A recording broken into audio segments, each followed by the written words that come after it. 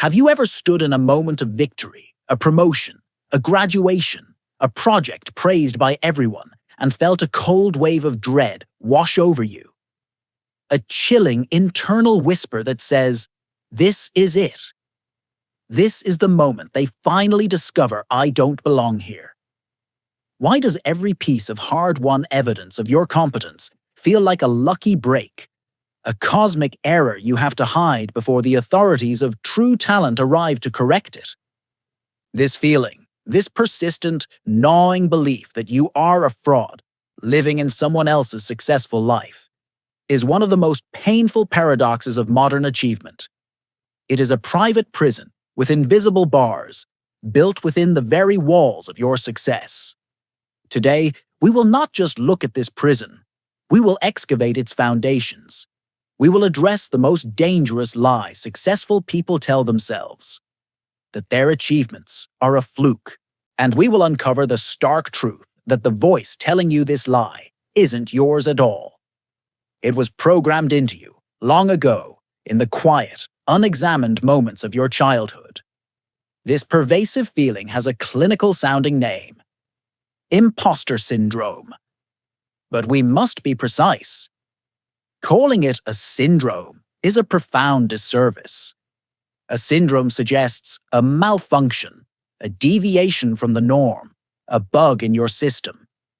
But this is not a bug. For many of us, it is the original operating system.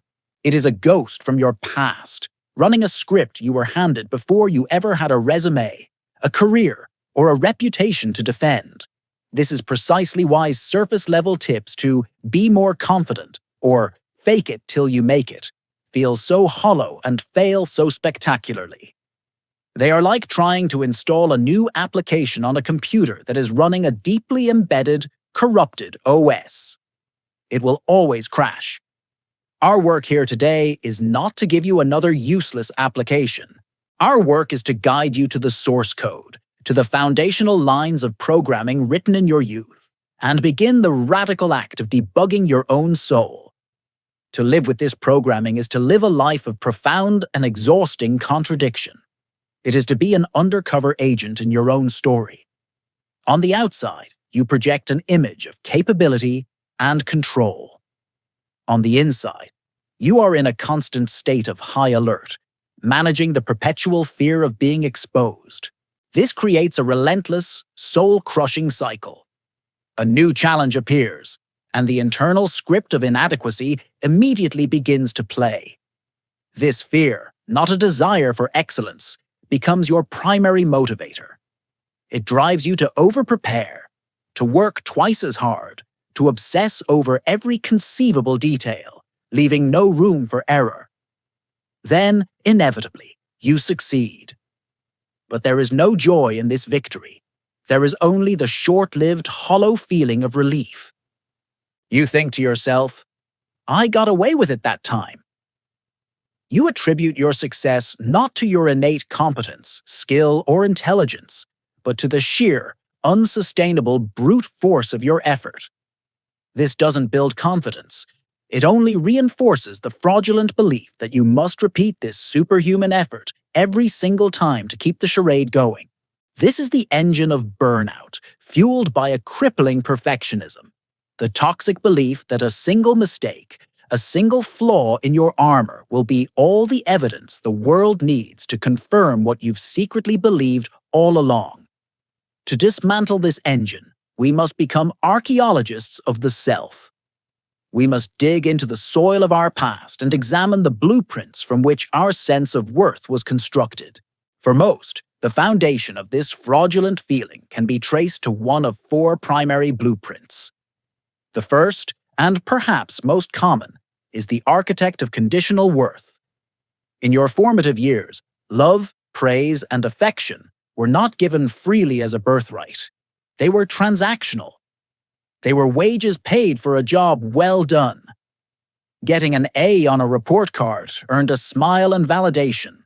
Winning the soccer game earned a hug and affection.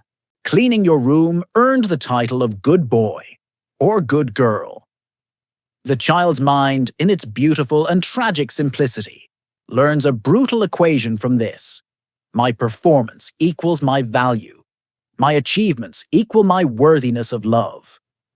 The consequence of this is a devastating life sentence. You internalize the belief that your value is not inherent. It must be constantly proven, constantly earned, day after day. As an adult, you live on a psychological treadmill, perpetually trying to perform, to achieve, to produce, not for the joy of creation, but to simply feel worthy of your own existence. To stop achieving feels like a kind of death, a terrifying slide into worthlessness. The second blueprint is the burden of the gifted label. This is a more subtle, more insidious architect of doubt. Perhaps you were the smart one, the talented one, the natural in the family. This sounds like a gift, but it is often a gilded cage. You were praised for a static trait, for who you were, not for what you did. The focus was on the innate quality, not the dynamic process of effort, struggle, and learning. A child praised for their effort on a difficult problem learns to love challenges. A child praised for being smart learns to fear any challenge that might disprove their title. The consequence is a poison to the soul. You develop a deep, unconscious fear of effort itself, because having to try hard feels like proof that you might not be naturally gifted after all. Every new challenge becomes a terrifying trial, a potential exposure of the truth that your natural talent has run out. As an adult, this manifests as chronic procrastination on difficult tasks, an avoidance of new fields where you are not an immediate expert, and a secret terror of being revealed as someone who is merely a hard worker, not a true genius. The third blueprint is the echo of the dismissive authority. You came home beaming with a test score of 98%, and the first question you were met with was, what happened to the other 2 points? Your successes were consistently minimized, treated as the bare minimum expectation, or immediately met with a new, higher bar to clear. There was no space to simply enjoy the achievement. The message received was that you are perpetually falling short of an ever-receding horizon of perfection. The consequence is that you internalize this dismissive, critical voice. It becomes the relentless narrator of your inadequacy. It is the ghost that haunts every success. Now, as an adult, no achievement is ever truly enough because that voice immediately moves the goalposts. A major promotion just means more responsibility you're not ready for. A finished project is immediately scrutinized by your inner critic for its tiny, invisible flaws. You are unable to internalize your own victories because you were trained from a young age to see only the deficit. And the fourth blueprint is the chaos of inconsistency. In your childhood environment, praise and criticism were unpredictable. They were dependent not on your performance, but on a parent's mood, a teacher's whim, or the shifting winds of household stress. What earned a reward one day might be ignored or even criticized the next. This chaos creates a deep sense of psychological vertigo. It prevents a child from developing a stable, internal sense of their own abilities and worth. If the external world is a funhouse mirror, how can you ever know what you truly look like? The consequence is that you grow into an adult who cannot trust their own judgment. You become chronically dependent on external validation, constantly scanning the faces of others for cues on how you're doing, because you never learned how to build and trust your own internal compass. Your sense of self is a flickering candle, vulnerable to the slightest breeze of external opinion. To remain trapped in these old blueprints, to continue living under the tyranny of this programming, is to pay an enormous tax on your own life. This isn't a victimless crime. The cost of wearing this mask of perfection is immense, and it is paid daily. You will find yourself turning down promotions, not because you lack the skill, but because the terror of being exposed at a higher, more visible level is paralyzing. You will avoid pursuing creative, risky ideas. the very ideas that could lead to massive growth and fulfillment, because the potential for failure is too threatening to your fragile sense of worth. Over years, this leads to a quiet, corrosive bitterness, a life of what-ifs. And most tangibly, you will burn out. You will exhaust your physical and mental reserves from the sheer psychic energy it takes to maintain the facade, to constantly over-prepare, to manage the anxiety of being discovered. But the greatest cost, the true tragedy, is this. You will live a life filled with the external markers of success, but you will never truly feel you have the right to enjoy it. Your victories will bring no lasting joy, only the fleeting relief from the fear of failure before the cycle begins anew. So, what is the way out of this prison? It is not to beat against the walls. It is not to fight the voice in your head in a desperate war of attrition. The point of transformation, the true turning point, arrives when you stop trying to silence the voice and instead you have the courage to turn, face it, and ask with genuine curiosity, who are you, and when did you first start speaking in my mind? The revolutionary act is to shift from being the imposter to being the archaeologist of your own psyche. The goal is no longer to argue with the ghost. It is to understand its history, to see it not as an accurate reflection of your reality, but as a distorted, painful echo of your past. This shift from self-judgment to self-inquiry is the key that unlocks the door. This process of self-excavation is not abstract. It requires practical, deliberate tools. The first is to observe and externalize the narrator. You must learn to separate your true consciousness from the automated script of the imposter. Give the voice a name. Call it the critic, the judge, or the radio of doubt. When you catch yourself thinking, I'm not qualified for this, everyone here is smarter than me, you must practice stopping and reframing it. The judge is on the bench again, delivering its usual verdict. This simple act of naming and observing creates a sliver of daylight between you and the voice. It turns an all-consuming feeling into a manageable thought, and a thought can be examined. The second tool is to become a meticulous evidence collector. This will feel counterintuitive and even arrogant at first, but it is crucial. Keep a private, factual log of your achievements, your successes, the obstacles you have overcome, and the positive feedback you have received. This is not an exercise in ego-stroking. It is a rigorous, data-gathering exercise to build a legal case against the irrational prosecutor in your mind. When the feeling of fraudulence washes over you, your mind is a storm of emotion. The log is your lighthouse. It is an objective, written record that you can consult, a factual counter-narrative to the powerful fiction of your inadequacy. Finally, with this awareness and data, you must learn to author a new response.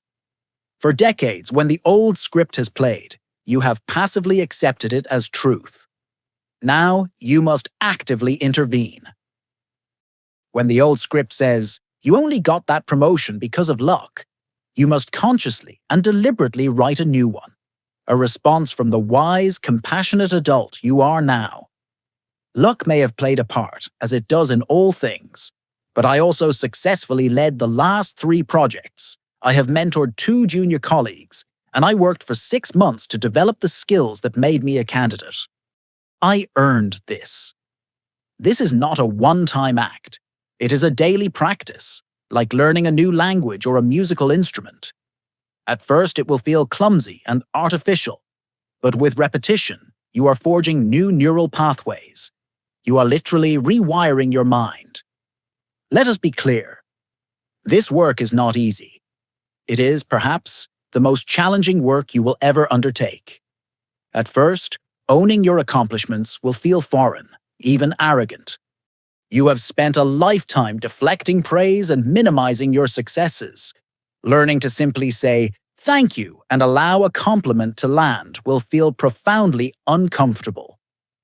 You must understand that the imposter feeling, while painful, is a familiar identity. Letting it go can feel like a death of a part of yourself, leaving a void where a familiar companion of anxiety once lived. Be prepared for this resistance. It is the undeniable sign that the old structure is beginning to weaken, that your efforts are working. The goal of this epic journey is not to become an egotist, swollen with pride. The goal is to become integrated. It is to finally have your internal sense of self align with the external, objective reality of your life and your capabilities. It is the profound, quiet peace that comes from no longer needing to prove anything to anyone, especially yourself. It is the freedom to be curious again, to try, to fail, to learn, and to succeed, all without your fundamental sense of worth being placed on the line with every single attempt.